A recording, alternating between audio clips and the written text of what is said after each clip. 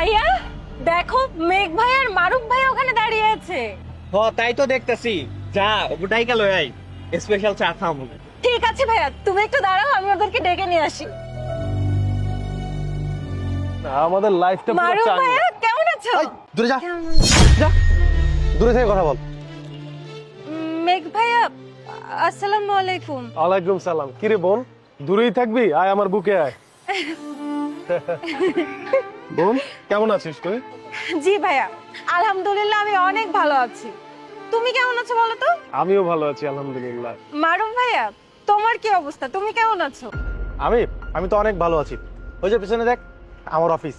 আমি অনেক ভালো একটা জব করি। আমি তো এখন ধনী হয়ে গেছি, বুঝতে পেরেছিস?